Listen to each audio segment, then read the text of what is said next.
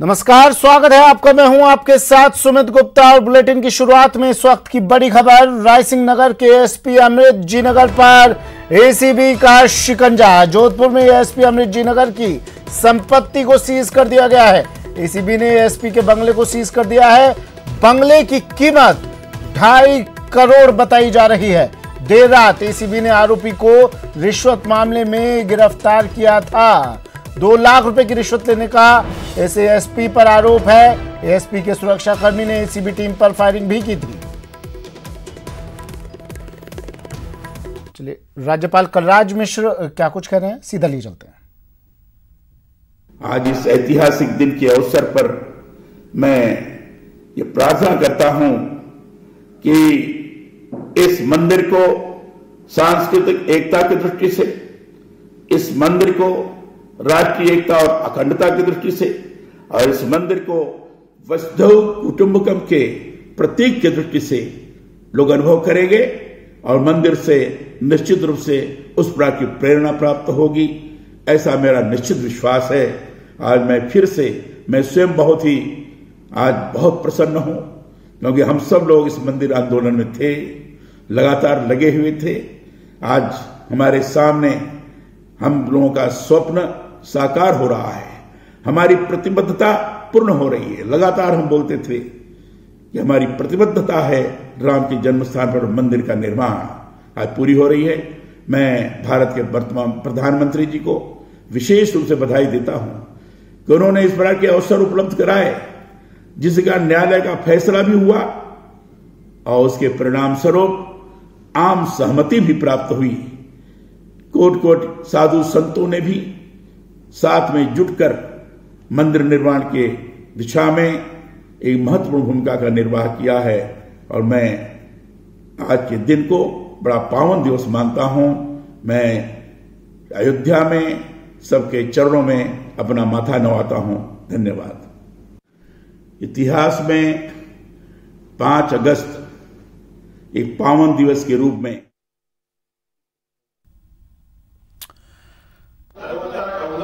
राज्यपाल कलराज मिश्र सीधी तस्वीरें हम आपको दिखा रहे थे, बधाई दे रहे थे और कह रहे थे जो भी लोग इस आंदोलन से जुड़े उन तमाम लोगों को बधाई। प्रधानमंत्री की प्रशंसा की उन्होंने कहा कि उनकी वजह से आज ये मौका, न्यायपालिका की वजह से आज ये मौका पूरे देश को मिल रहा है और इस लम्हे का वहां पधार रहे हैं। मैं समझता हूं कि ऐतिहासिक दृष्टि से बहुत ही महत्वपूर्ण दिवस है, और जिसके बारे में लगातार अनेक प्रकार की भ्रामक स्थितियां निर्माण करने की कोशिश की गई। वहां राम मंदिर नहीं बन सकता, इस प्रकार की बातें बोली गई, लेकिन भगवान राम के मर्यादा के अनुरूप बार बार हम सबों की तरफ से कहा जाता रहा कि आम सहमति के आधार पर, न्यायालय के फैसले के आधार पर ही वहां मंदिर का निर्माण होगा। और यह सौभाग्य का विषय है कि यह दिन आज देखने को प्राप्त हुआ है कि न्यायालय का फैसला और आम सहमति दोनों इस समय मंदिर निर्माण की प्रक्रिया में शामिल हैं। 130 करोड़ लोगों का मानस आज मंदिर निर्माण के लिए बना हुआ है। लाखों लोगों के बलिदान जो मंदिर निर्माण की दृष्टि से हुआ था, आज वो मंदिर निर्माण साकार रूप धारण करने जा रहा है। मैं समझ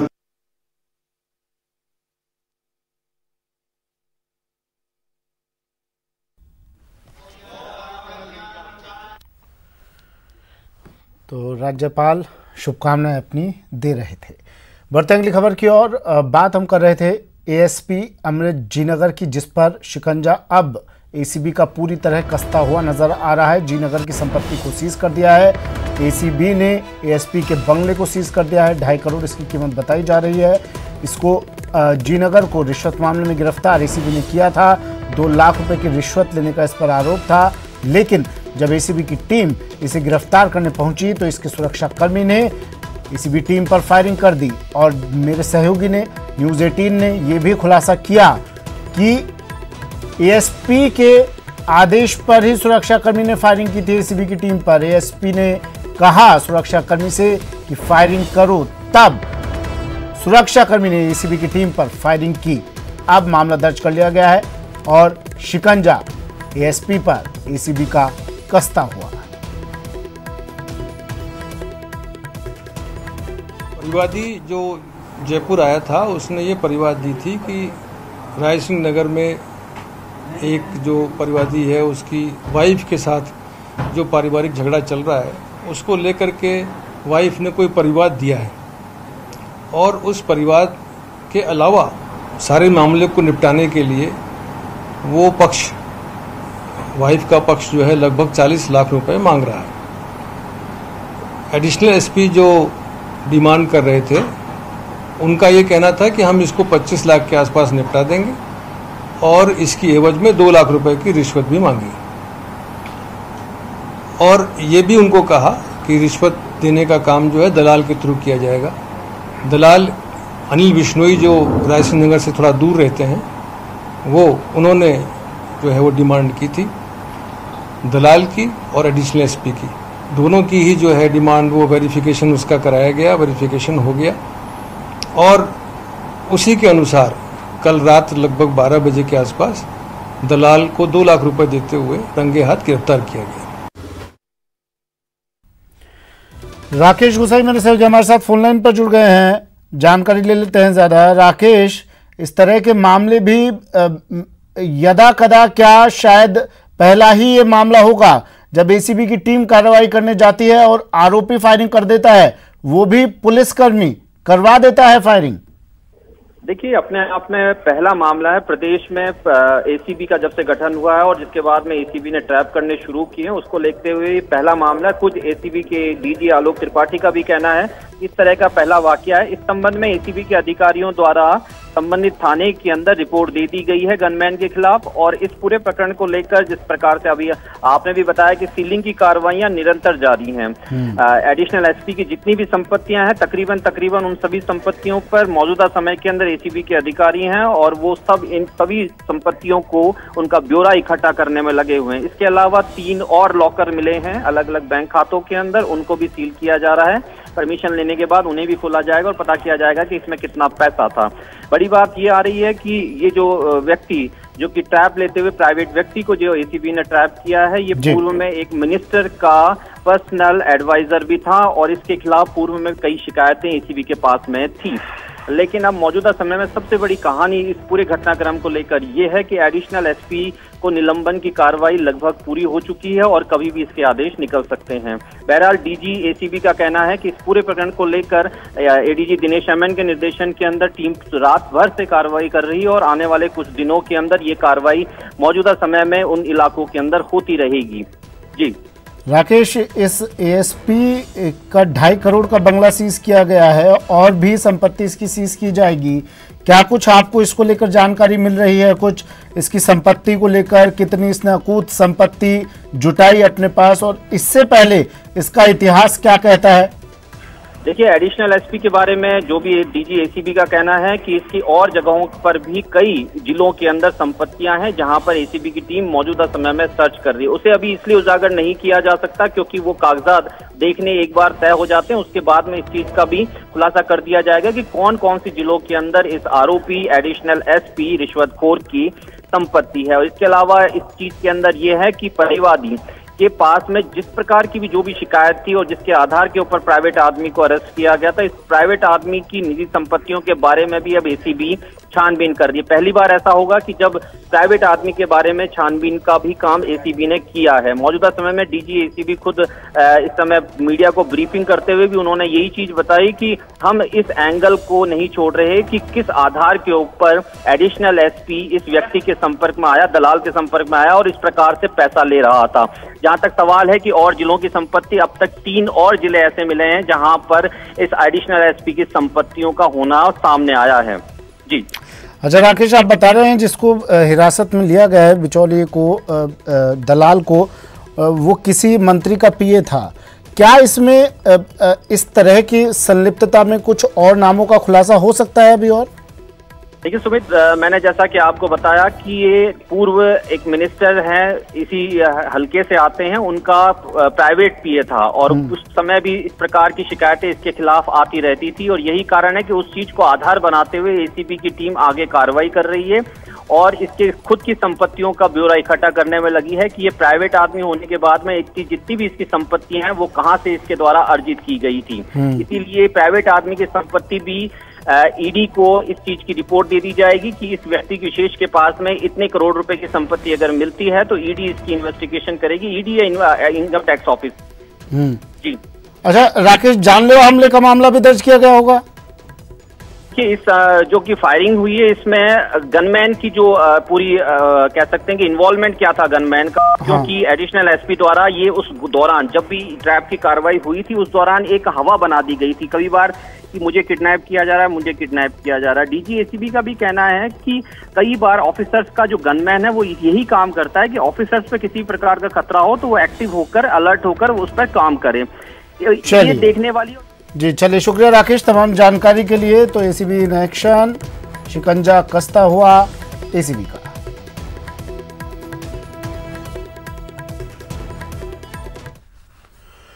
और एक और बड़ी खबर आ रही है, जयपुर में सफेद बाघ राजा की मौत। नाहरगढ़ बायोलॉजिकल पार्क में सफेद बाघ की मौत। काफी दिनों से बाघ का इलाज चल रहा था, कुछ देर में बाघ का पोस्टमार्टम किया जाएगा। बड़ी खबर इस वक्त की, जयपुर में नाहरगढ़ बायोलॉजिकल पार्क में सफेद बाघ राजा की मौत।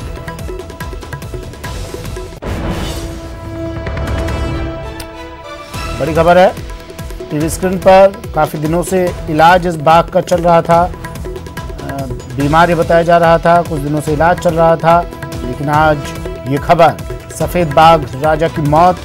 नाहरगढ़ बायोलॉजिकल पार्क में सफेद बाघ की मौत हुई, कुछ देर बाद बाघ का पोस्टमार्टम किया जाएगा।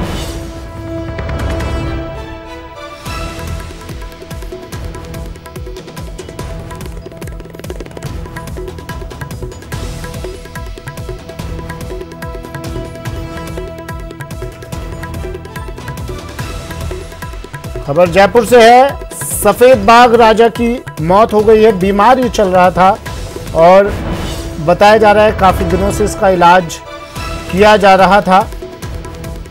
कुछ देर बाद बाघ का पोस्टमार्टम किया जाएगा। नाहरगढ़ बायोलॉजिकल पार्क में बाघ की मौत। श्रम और कौशल विकास विभाग की समीक्षा बैठक मुख्यमंत्री अशोक गहलोत ले रहे हैं। बैठक में संबंधित विभागों के उच्च अधिकारी शामिल हैं। वीडियो कॉन्फ्रेंसिंग से सभी जिला कलेक्टर्स भी मुख्यमंत्री से जुड़े हैं। कौशल विकास विभाग की समीक्षा बैठक, मुख्यमंत्री अशोक गहलोत ये बैठक ले रहे हैं। बैठक में संबंधित विभागों के उच्च अधिकारी तो शामिल हैं ही, साथ ही वीसी के जरिए सभी जिला कलेक्टर्स भी मुख्यमंत्री के साथ जुड़े हुए हैं। और अब बात बीएसपी विधायकों के कांग्रेस में विलय के मामले की। बीएसपी के बाद मदन दिलावर ने अपील पेश की। अधिवक्ता आशीष शर्मा के जरिए यह अपील दायर की गई। एकलपीठ के आदेश के खिलाफ यह अपील दायर की गई है।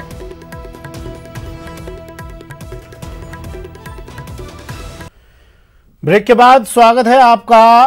राम मंदिर शिलान्यास कल होने जा रहा है, वो तारीख आ गई है और उससे पहले रणदीप सुरजेवाला ने कांग्रेस महासचिव प्रियंका गांधी का एक संदेश सुनाया और कहा कि दुनिया में रामायण की अमिट धारणा है। दुनिया और भारतीय उपमहाद्वीप की संस्कृति में रामायण की गहरी और अमिट छाप है। भगवान राम, माता सीता और रामायण की गाथा हजारों वर्षों से हमारे सांस्कृतिक और धार्मिक स्मृतियों में प्रकाश पुंज की तरह आलोकित है। उत्तर से दक्षिण, पूरब से पश्चिम तक राम कथा अनेकों रूपों में स्वयं को अभिव्यक्त करती चली आ रही है। श्री हरि के अनगिनत रूपों की तरह ही राम कथा, हरि कथा अनंता है।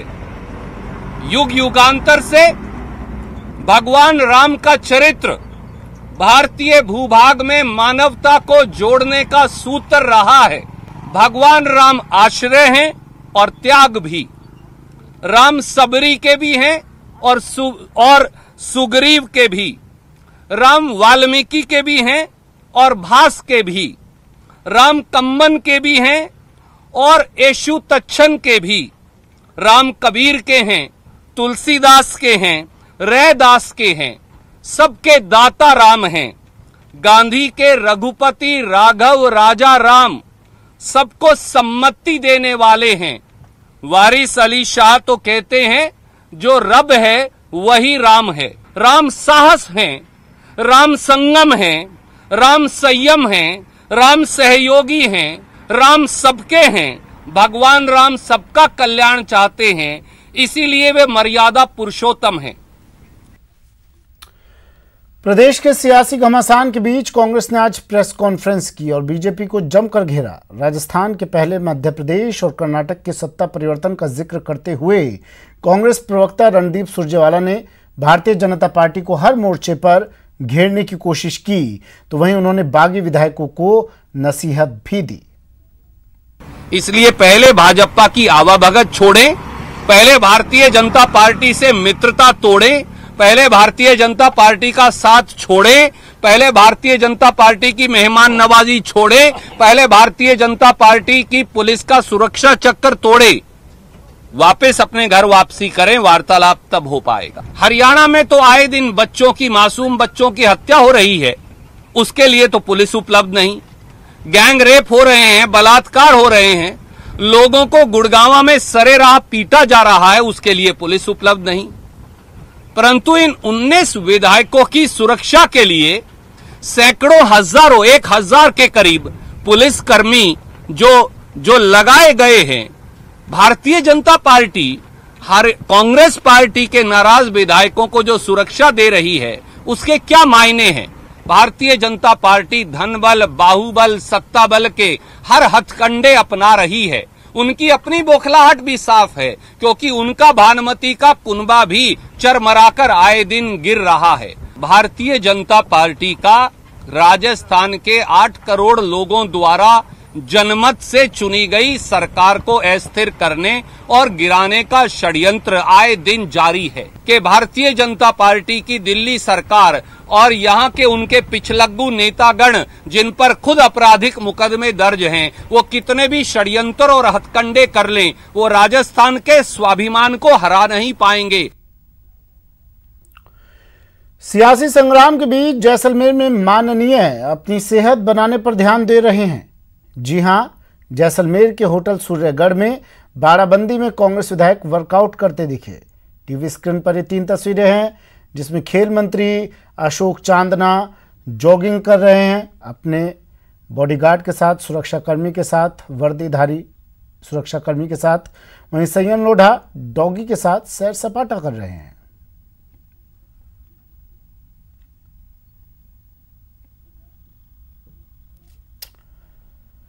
जैसलमेर में सियासी बाड़ेबंदी का आज 5वां दिन है। गहलोत सरकार के विधायक जैसलमेर के 2 होटलों में मौजूद हैं। इस बीच उच्च शिक्षा मंत्री भंवर सिंह भाटी ने न्यूज 18 से की खास बातचीत। जैसलमेर में तमाम सरकार है और आज 5वां दिन है। हमारे साथ भंवर सिंह जी भाटी मंत्री जी हैं। मंत्री जी, 5 दिन हो गए हैं, सरकार पूरी यहाँ पे है, कैसे काम काज चल रहा है? देखिए, राजस्थान के मुख्यमंत्री जी जयपुर से लगातार सरकार की मॉनिटरिंग कर रहे हैं। कोरोना के संबंध में वो लगातार उनके चिकित्सा मंत्री रघु शर्मा जी और मंत्रिमंडल के कई साथी जयपुर में हैं और राजस्थान के आम जन के लिए लगातार हमारी सरकार काम कर रही है। चूँकि बीजेपी के द्वारा एक बहुत बड़ा षड्यंत्र रचा गया राजस्थान की सरकार को गिराने का, वो धनबल के आधार पर प्रयास कर रहे हैं और उस षड्यंत्र को विफल करने के लिए हमारे सभी विधायक और हम सब लोग यहाँ जैसलमेर आए हुए हैं। 14 तारीख से विधानसभा है और विधानसभा से पहले हमारी तैयारी भाजपा के षड्यंत्र को विफल करने के लिए हमें क्या कार्य योजना बनानी है, उन तमाम बातों को लेकर हम स्वेच्छा से यहाँ सभी लोग आए हैं। बाड़ेबंदी जैसी यहाँ कोई स्थिति नहीं है। सभी विधायकों के फ़ोन चालू है, सभी अपना अपना काम कर रहे हैं। और जो विधायकगण हैं जो आज यहाँ जैसलमेर में है, वो सभी मंत्रियों से अपने अपने विभाग का काम करवा रहे हैं। जहाँ तक मैं मेरे विभाग की बात करूँ तो मुख्यमंत्री जी ने करीब 37 नए कॉलेज खोले, अपग्रेडेशन का काम किया। राजस्थान में उच्च शिक्षा के क्षेत्र में बहुत अच्छा काम हुआ है और उन बजट घोषणाओं के लिए वित्तीय स्वीकृति मुख्यमंत्री जी ने प्रदान कर दी है। शुक्रवार को बहुमत पूरा है, 14 तारीख को। देखिए, निश्चित रूप से 14 तारीख बहुत दूर है। मैं समझता हूं कि वैसे हम इंतज़ार जितना हो सकता है करने के लिए तैयार है। सरकार हमारे जो भी बहुमत की आपने बात कही है, तो पहले दिन से हमारे पास बहुमत है। हमारी संख्या 103 से भी ज़्यादा है और 14 तारीख को पूरे प्रदेश को, पूरे देश को, आप सबको पता लग जाएगा कि राजस्थान में कांग्रेस की सरकार अशोक गहलोत जी के नेतृत्व में पूरी तरह से मजबूत है और आने वाले 3.5 साल तक वो मजबूती के साथ कार्य करेगी। और राजस्थान की जनता ने जो विश्वास और भरोसा कांग्रेस पार्टी पर, अशोक गहलोत जी पर और हम सब पर जताया है, हम उस भरोसे और विश्वास पर कायम रहेंगे। और आने वाले 3.5 साल तक राजस्थान की जनता ने जिन उम्मीदों के साथ हमें सरकार बनाने का मौका दिया है, हम उस विश्वास और भरोसे पर खरा उतरेंगे। सहयोगी शेर सिंह के साथ ललित सिंह, न्यूज़ 18 जैसलमेर। मंत्री राजेंद्र सिंह यादव ने भी बीजेपी पर पलटवार किया और कहा, हम होटलों में तो बीजेपी वाले महलों वाले हैं। जैसलमेर में सरकार है और मंत्री अब जैसलमेर के गलियों में घूमने लगे हैं, यहाँ के विकास कार्यों का निरीक्षण करने लगे हैं। हमारे साथ मंत्री राजेंद्र सिंह यादव मौजूद हैं। सर, 5 दिन आपको यहाँ हो गए हैं, अब आप जैसलमेर के विकास को देखना है। 5वां दिन है और हमने लगातार कल भी हमने जो है जो होमगार्ड का, हमारे प्रहरियों का जो स्टेडियम है, कल उसका भी निरीक्षण किया। उसके साथ में जो एक दूसरा स्टेडियम बना हुआ पुलिस लाइन का, उसको भी देख के आए हैं, वहाँ क्या मेंटेनेंस क्या है। आज कलेक्ट्रेट में हमारी वीसी है, यहाँ की कुछ समस्याएं हैं, समाज कल्याण की हमारे जो प्रदेश भर का रिव्यू है, उन सब के ऊपर वार्तालाप होगा और उनकी समस्याओं के समाधान के लिए सब लग रहे हैं। 5 आरोप लगा रही है कि आप होटलों में आराम कर रहे हैं, लेकिन आप विकास को देखने निकले हैं। ये भाजपा का आरोप तो उनकी आदत है और पिछले 5 साल भाजपा तो महलों में रही थी। आज हम अगर आके होटल में रुक गए तो उनको पेट में दर्द क्यों होता है? आप ही बताओ कि पिछले 5 साल महलों से राज चल रहा था या नहीं चल रहा था? तो ऐसे में अगर 2 दिन हम होटल में आके रुक गए, कुछ ना कुछ हम यहाँ समस्याएं देख रहे हैं। माननीय मुख्यमंत्री जी भी कल थे, उन्होंने भी बहुत सी चीज़ों को फीडबैक लिया है।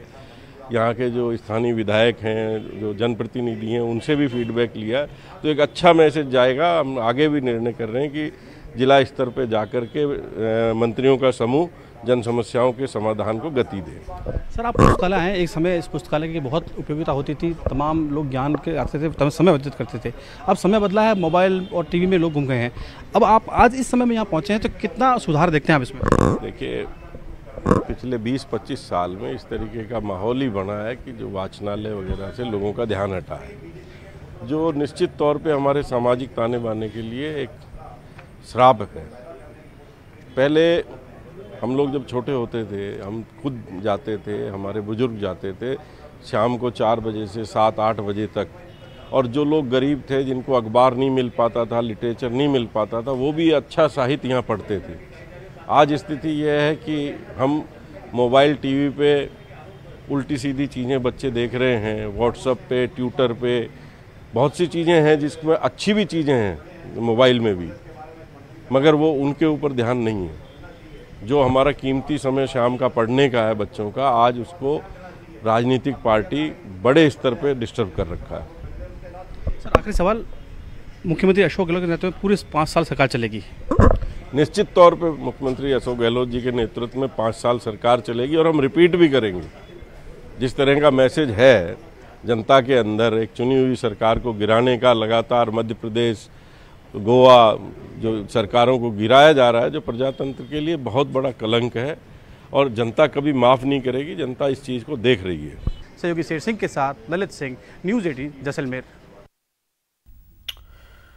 सिविल परीक्षा 2019 का नतीजा जारी कर दिया गया है। यूपीएससी ने रिजल्ट किया घोषित। बड़ी खबर इस वक्त की सिविल सर्विस परीक्षा 2019 का रिजल्ट घोषित। यूपीएससी ने रिजल्ट जारी कर दिया है। यूपीएससी में परी विश्नोई ने 30वीं रैंक हासिल की है। परी की मां अजमेर में जीआरपी थानाधिकारी पद पर तैनात हैं।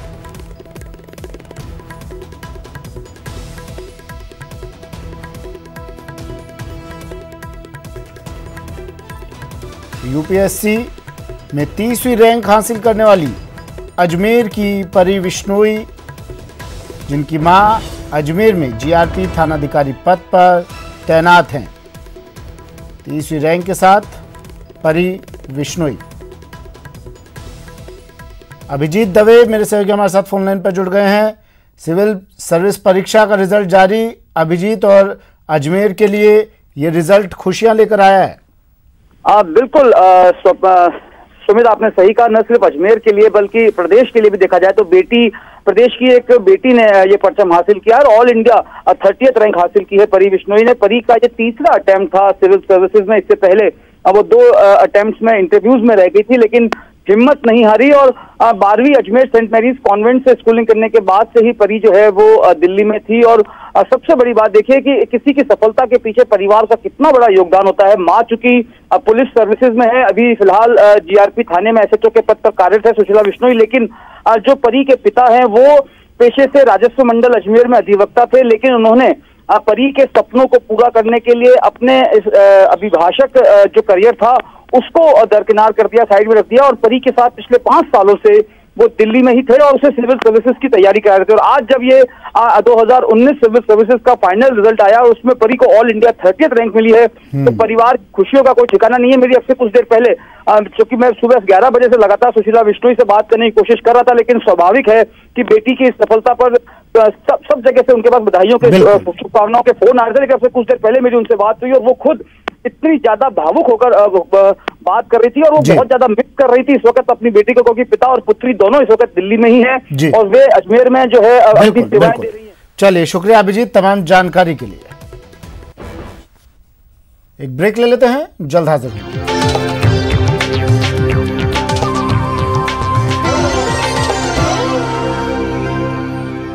स्वागत है आपका। बड़ी खबर आ रही है जयपुर से, जहां एक महिला का मर्डर कर दिया गया है। विद्याधर नगर में महिला का कत्ल, महिला का मर्डर। महिला के सर पर चोट के निशान मिले हैं। मर्डर के पीछे बहू का हाथ हो सकता है। पुलिस शुरुआती जांच में संभावना जता रही है कि महिला की बहू का हाथ इस कत्ल के पीछे हो सकता है। तमाम एंगल्स को ध्यान में रखकर पुलिस अब जांच कर रही है। पुलिस ने मौके पर एफएसएल की टीम को भी बुला लिया है। बड़ी खबर जयपुर से, सौरभ गृहस्थी मेरे सहयोगी जयपुर से फोन लाइन पर जुड़ गए हैं। सौरभ, पूरा मामला क्या है, कौन है ये महिला?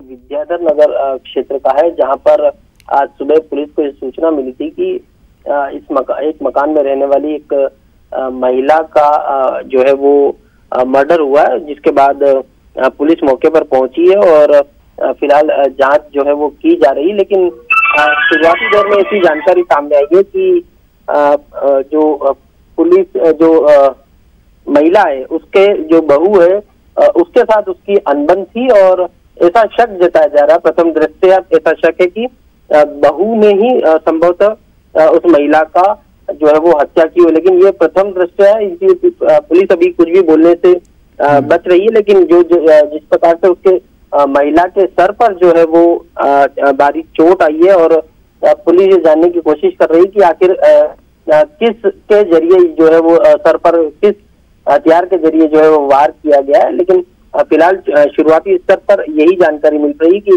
बहू से काफी समय से महिला का जो है वो अनबन चल रही थी। उस वक्त घर में सिर्फ अभी बहू जो है उसके बच्चे हैं, पति जो है वो काम पर चला गया था। इस लिहाज से अभी जो शुरुआती जानकारी है उसके अनुसार पुलिस अभी एफएसएल और अन्य जो सबूत हैं वो इकट्ठा कर रही है। चलिए, शुक्रिया सौरभ तमाम जानकारी।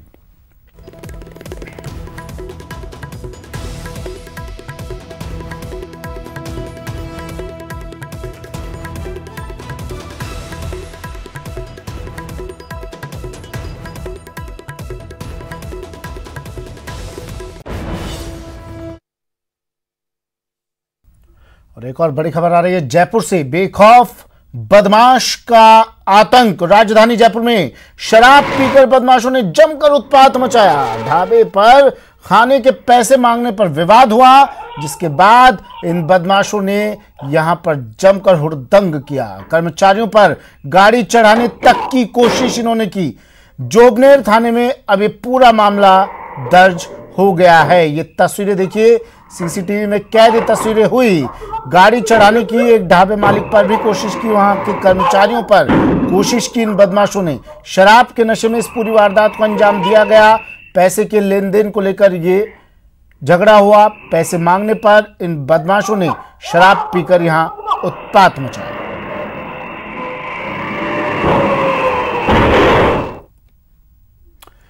और बाना से बड़ी खबर आ रही है। अवैध बजरी की ट्रॉलियां जब्त। बाना में कोतवाली पुलिस ने बड़ी कार्रवाई की है। 5 ट्रैक्टर ट्रॉलियों को जब्त किया गया है। लगातार अवैध बजरी खनन चल रहा है और इन पर लगाम लगाने की कोशिशें भी चल रही हैं। और उसी कड़ी में एक और तस्वीर, बाना से अवैध बजरी परिवहन करती इन ट्रॉलियों को जब्त किया है। कोतवाली पुलिस ने कार्रवाई की है। 5 ट्रैक्टर ट्रॉलियों को जब्त किया गया है। थाना कोतवाली के साथ अवैध खनन की निरंतर शिकायत मिल रही थी, अवैध खनन निर्गमन की। उसकी कार्रवाई में आज 5 ट्रॉलियां अवैध निर्गमन करते हुए खनिज बजरी से भरी हुई पाई गई, जिन्हें जब्त कर थाने परिसर में खड़ा कराया गया। और अब बात अलवर की, जहां बीती रात एक बाइक जलकर राख हो गई। कुछ तस्वीर आपको दिखा देते हैं। ये तस्वीर देखिए, कैसे बाइक आग का गोला बन जाती है। बता दें कि निमराना के सांतो गांव में घर में खड़ी एक बाइक में अचानक आग लग गई। घर वालों ने मिट्टी डालकर आग बुझाने की कोशिश की। वे आग पर काबू नहीं पा सके और पूरी बाइक आग में जलकर खाक हो गई।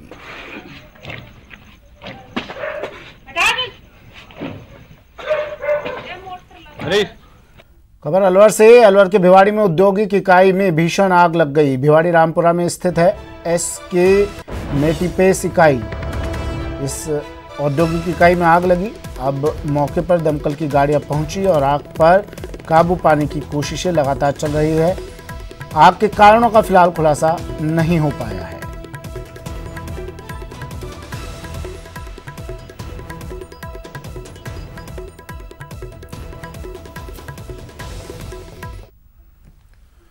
उदयपुर के आमेठ में पुलिस ने 5 बाइक चोरों को गिरफ्तार कर उनकी निशानदेही पर 1 दर्जन चोरी की बाइक्स बरामद की है।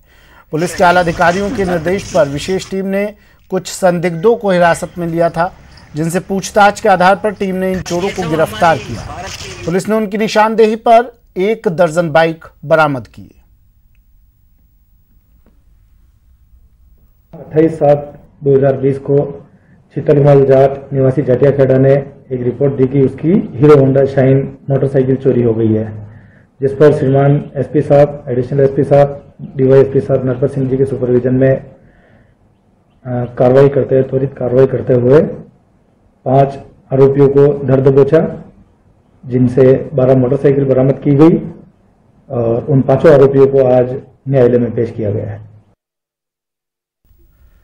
जैसलमेर के रामगढ़ के SSB के जवान खेतपाल राम मेघवाल का तिरंगे में लिपटी पार्थिव देह आज सुबह उनके घर पहुंची, जिसके बाद घर में कोहराम मच गया। SSB के जवानों ने पार्थिव शरीर को गाड़ी से उतारकर घर में रखा, जहां परिजनों के साथ ग्रामीणों ने अंतिम दर्शन किए। SSB के जवान के घर से उनकी अंतिम यात्रा निकाली गई, जिसमें परिजनों के साथ ग्रामीण शामिल हुए। इस दौरान खेतपाल अमर रहे और भारत माता की जयकारों से समूचा कस्बा गुंजायमान हो गया।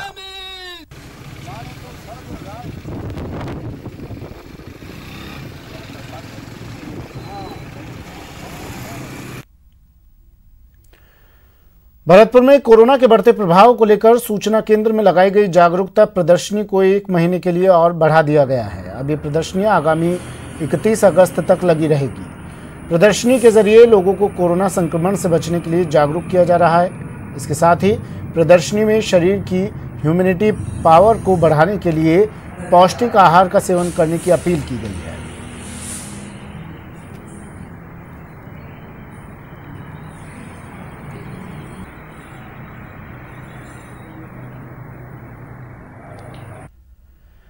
राम मंदिर भूमि पूजन की शुभ घड़ी आ गई है। उस भव्य कार्यक्रम में उदयपुर के सलील सिंघल बतौर मुख्य यजमान शामिल होंगे। विश्व हिंदू परिषद के पूर्व अध्यक्ष स्वर्गीय अशोक सिंघल के भतीजे सलील सिंघल पूरे परिवार के साथ कार्यक्रम में शामिल होने के साथ हवन के दौरान भी मौजूद रहेंगे। साथ ही पीएम मोदी के साथ मंच भी साझा करेंगे।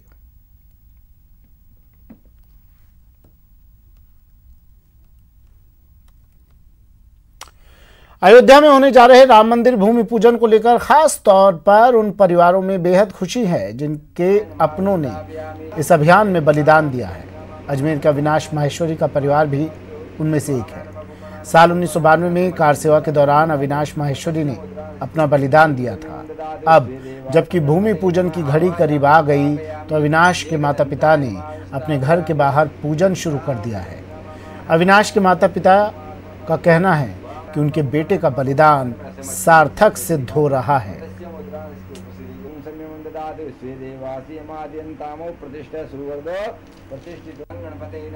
मंदिर खुश तो खुश, अब खुशी अब हुई है। पहले तो इतने दिन तो मन कुंद था कि भाई बच्चे का बलिदान गया और जो काम नहीं हुआ, लेकिन जब से सुप्रीम कोर्ट का आदेश आया ना, उसके बाद में थोड़ी सी उम्मीद बनी कि भाई अब चलो मंदिर बन जाएगी, जिस वजह से अपने बच्चे ने अपना जीवन का बलिदान दिया है।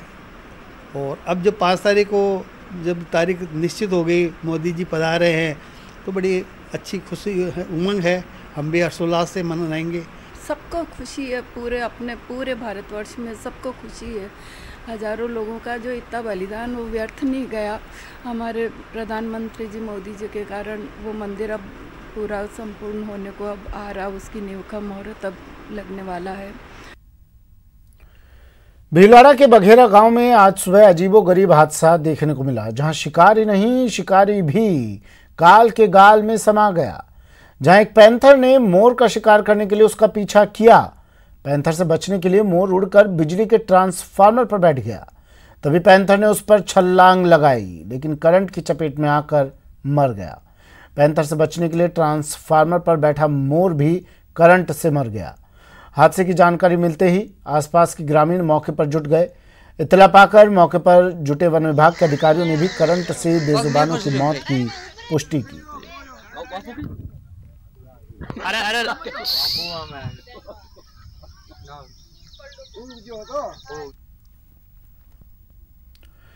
हाल ही में 2 शावकों को जन्म देने वाली बाघिन MT2 की सोमवार को अचानक हुई मौत के कारणों का अभी तक पता नहीं चल पाया है। उसकी मौत पर तमाम तरह के कयास लगाए जा रहे हैं। बाघिन का पोस्टमार्टम करने वाले मेडिकल बोर्ड के प्रभारी के मुताबिक मैटिंग को लेकर हुए संघर्ष में बाघिन की मौत हुई, पर पक्के तौर पर कुछ कहने से बचा जा रहा है। बहरहाल उच्च अधिकारियों की मौजूदगी में बाघिन के पोस्टमार्टम के बाद अंतिम संस्कार कर दिया गया। करीब 10 दिन पहले ही मुकुंदरा टाइगर रिजर्व में ही बाघ MT3 की मौत हुई थी। रणथंभौर से मुकुंदरा टाइगर रिजर्व को आबाद करने के लिए शिफ्ट हुए बाघ बाघिनों की मौत से मुकुंदरा प्रशासन पर बाघों के रखरखाव को लेकर सवालिया निशान भी खड़े हो गए हैं। बॉडी में फूली हुई है इस समय पे, और हेड वाला पोर्शन सुबह जो हमारे पास फ़ोटो आई थी उससे कम हो गया। सुबह की जो हमारे पास फ़ोटो आई थी उससे काफ़ी ज़्यादा क्षय हो गया है, क्योंकि मैगट्स हैं इसमें। और बाकी तो एक्सपर्ट्स बताएंगे, डॉक्टर बताएंगे कितना टाइम पीरियड हुआ है। एक बार पहले इसको उठा कर 48 घंटे से ज़्यादा का टाइम हो चुका है। खीर लग तो रहे हैं, पेट पे एक इंजरी हो रखी है जिसमें से कुछ बाहर आ रहा है। देखते हैं वो स्टमक का पार्ट है या इंटेस्टाइन का पार्ट है, पर वो एब्डोमेन में इंजरी थी इसके पहले से, और हेड इसका पूरा इंजर्ड था, इस वजह से वो हेड तो ख़त्म ही हो गया। और बड़ी खबर, विधायकों की सैलरी रोकने का मामला, हाईकोर्ट ने याचिका को खारिज कर दिया है। सीजे इंद्रजीत महांती की खंडपीठ ने याचिका खारिज कर दी है। बाड़ेबंदी में शामिल विधायकों की सैलरी रोकने के लिए अपील किए सक्षम प्राधिकरण के सामने याचिका लगाएं, ये कहा है हाईकोर्ट ने। बड़ी खबर स्क्रीन पर।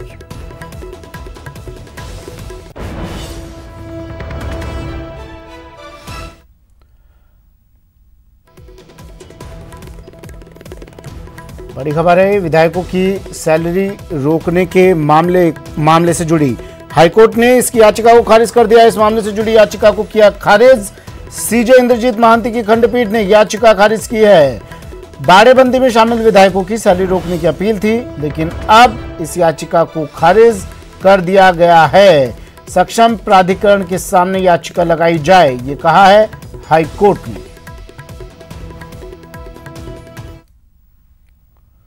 और अलवर से बड़ी खबर आ रही है, पत्नी और 2 बेटियों की संदिग्ध मौत का मामला।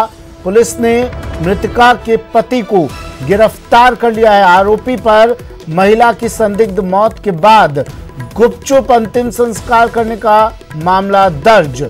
शीशराम गुर्जर पर साक्ष्य छिपाने का भी आरोप।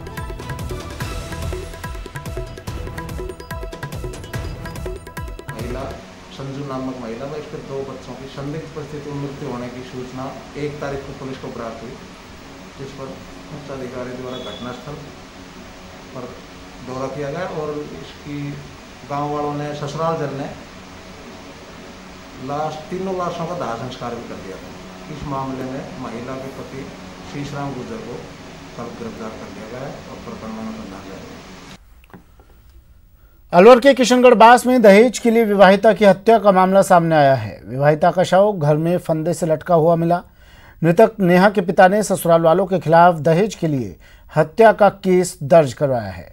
पिता का आरोप है कि नेहा के ससुराल वाले आए दिन दहेज के लिए नेहा को प्रताड़ित करते थे और दहेज की मांग पूरी नहीं होने पर उसकी हत्या कर दी।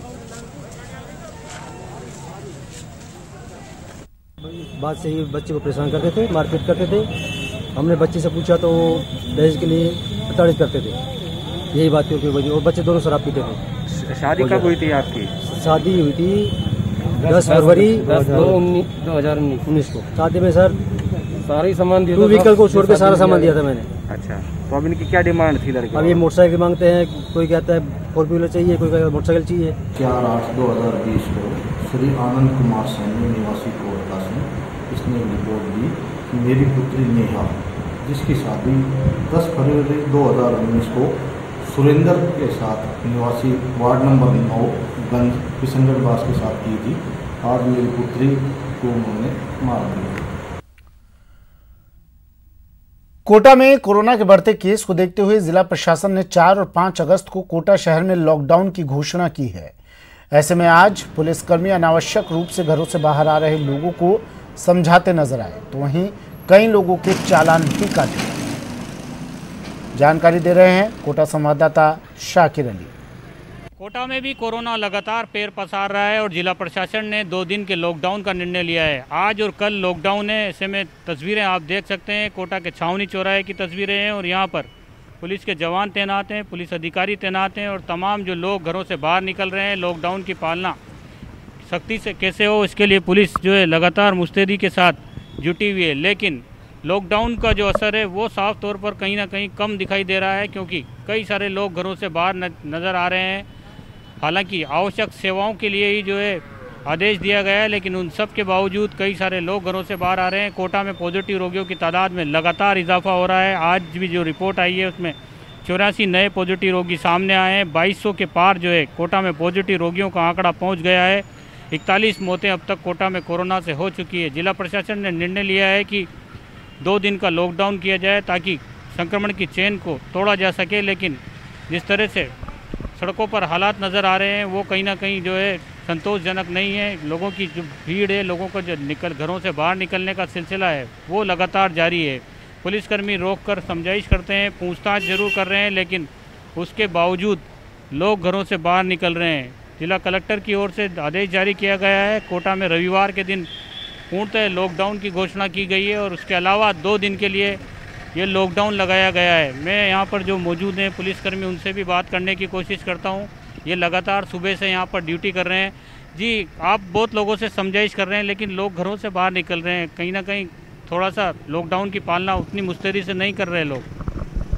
लॉकडाउन की पालना प्रॉपर चल रही है। वैसे कोई किसी की मेडिकल इमरजेंसी है, कोई आवश्यक काम से ही, आवश्यक सेवाओं से लोग निकल रहे हैं, उनको रोक रहे हैं, टोक रहे हैं, समझा रहे हैं, बराबर लॉकडाउन की पालना करवाने का प्रयास कर रहे हैं पूरी तरह। पुलिस की तरफ से किस तरह की अपील की जा रही है? लोगों को समझाइश की जा रही है कि लॉकडाउन की पूर्णतः पालना करें। फालतू घरों से बाहर नहीं निकले अपने। कोई इमरजेंसी से, मेडिकल इमरजेंसी है, कोई विशेष इमरजेंसी है तो ही बाहर निकले लोग। बराबर समझाने की कोशिश कर रहे हैं बराबर। कैमरा पर्सन मुकेश शाकीवाल के साथ शाकिर अली, न्यूज़ 18 कोटा। 5 अगस्त को अयोध्या में होने वाले राम जन्मभूमि मंदिर के भूमि पूजन की तैयारी पूरी हो चुकी है। साथ ही कार्यक्रम के लिए कई मेहमानों को न्योता भेजा गया है। इसी कड़ी में अयोध्या केस में पक्षकार रहे इकबाल अंसारी को भी भूमि पूजन कार्यक्रम में आमंत्रित किया गया है।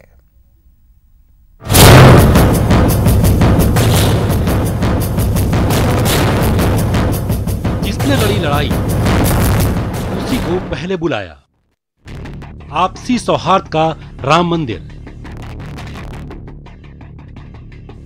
हम बात कर रहे हैं बाबरी मस्जिद के पक्षकार रहे इकबाल अंसारी की, जिन्हें भूमि पूजन कार्यक्रम में बुलाकर श्री राम मंदिर ट्रस्ट ने अनोखी परंपरा की शुरुआत की है।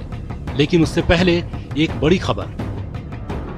2.77 एकड़ के मालिक बने रामलला विराजमान। जमीन पर रामलला विराजमान को मिला कब्जा।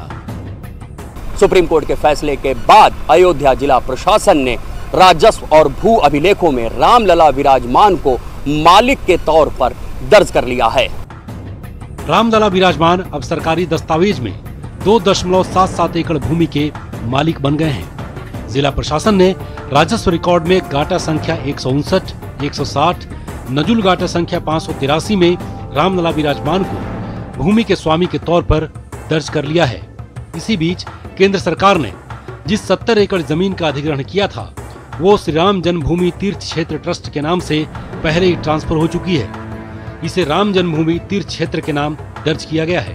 अब बात भूमि पूजन की, जिसमें शामिल होने के लिए 175 लोगों को निमंत्रण भेजा गया है, जिसमें बाबरी मस्जिद के पक्षकार रहे इकबाल अंसारी को भी श्री राम जन्मभूमि तीर्थ क्षेत्र ट्रस्ट की तरफ से निमंत्रण सौंपा गया। माननीय प्रधानमंत्री जी आ रहे हैं, नरेंद्र मोदी जी आ रहे हैं, भूमि पूजन में आ रहे हैं, हमको भी न्योता मिला है। ये भी राम जी की इच्छा रही कि जो है इकबाल को भी बुलाया जाए। उन्हीं की मर्जी है जो है ये इस न्योते में हमको बुलाया गया। इकबाल अंसारी ने साफ कर दिया है कि उन्हें कार्ड मिला है तो वो जरूर जाएंगे। साथ ही पीएम मोदी के लिए उपहार भी लेकर जाएंगे। सुनिए क्या होगा वो उपहार। माननीय प्रधानमंत्री जी के लिए एक नायाब किताब है जो रामायण है, रामचरितमानस है, और ये हिंदू धर्म के लिए बहुत कीमती ग्रंथ है जो इसको हमें जो है उनको जो है पेश करेंगे, और इसके साथ में एक रामनामी दुपट्टा भी है।